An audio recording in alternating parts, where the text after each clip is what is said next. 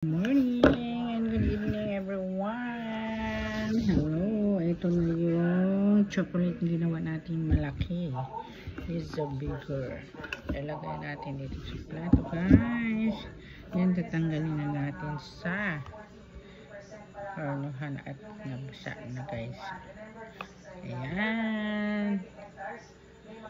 Ayan, puro chocolate. Ayan, guys.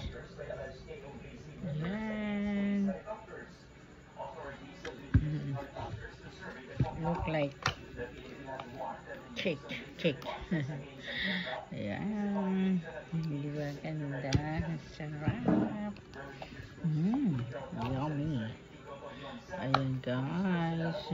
Chocolate na puro chocolate. Yummy. Ayan, so guys, hindi mo maubos isang piraso, isang slice, guys. Ayan, mayroon tayong ilang piraso ba ito? Ayan. Bango.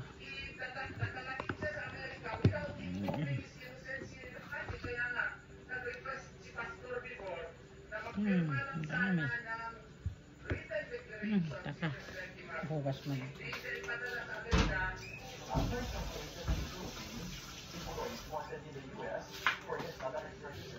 Guys, yan ang chocolate natin. Grabe.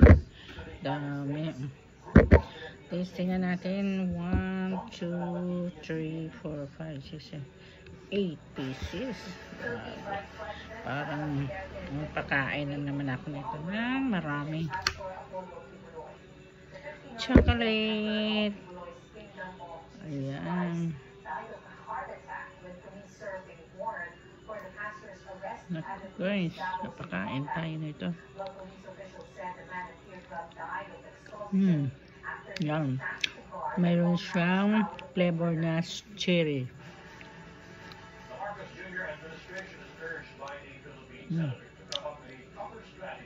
Grabe. Amas.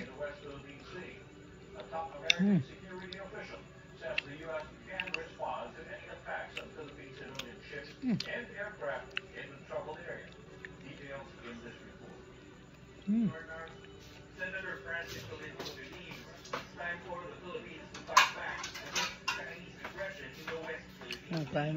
So Bendito says, while it is good that Manila seeks to de-escalate tensions through diplomacy, Mamanot din natin. with a new strategy to address China's bullying tactics. Kahit sa maliit na paraan, hindi po dapat tayo magpinti lagi, hindi po tayo dapat tumanggap lagi ng pambubuka, hindi po tayo dapat laging bumbayad na tubig. So, pwede naman po tayo makakaan ng ginagawa. Namanutin natin, guys, para hindi siya masira.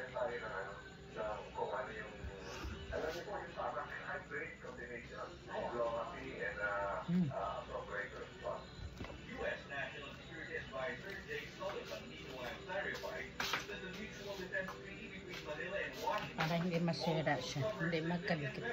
and aircraft. We believe that the organization and de-escalation, and we support direct discussions between the Philippines and the PRC to that end. We also have made very clear that our mutual defense treaty applies to public vessels, including Coast Guard vessels that are operating in the South China Sea. Chocolates. More chocolate. Sustained damage after they were rammed by Chinese Coast Guard ships. The BRP Taking Daniel and BRP Magaka were on a resupply mission to Batak and Lawang Islands nearest to the shoal when the incident happened. Aside from Washington, Manila is also boosting ties with its ASEAN neighbors. President Marcos Jr. met with visiting Vietnam Defense Minister General Phan Van Giang in Malacanang on Friday.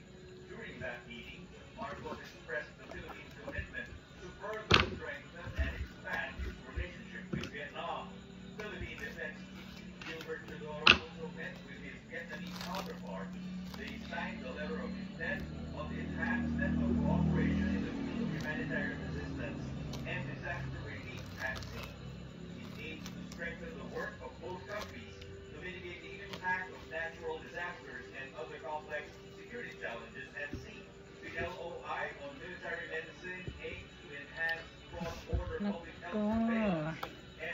pag kumain ka nito, grabe guys.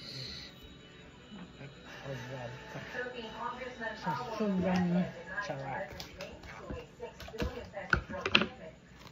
Sa sobrang sarap.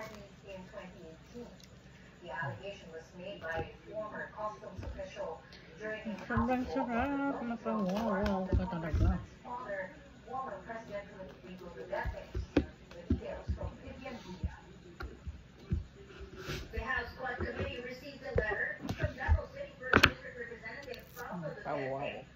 sarap.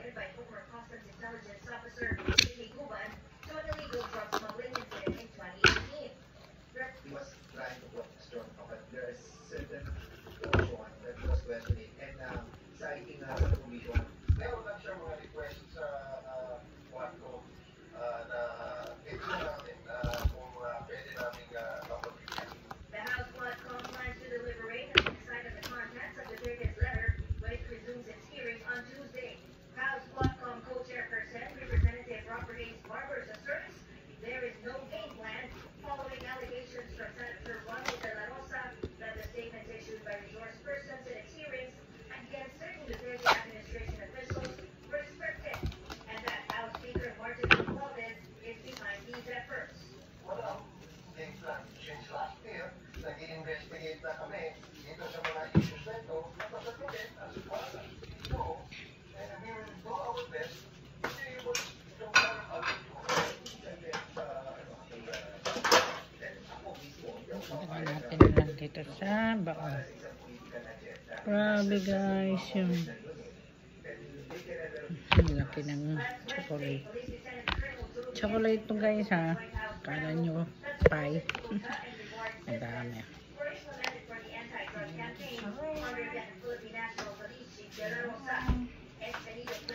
Okay, kain ka more.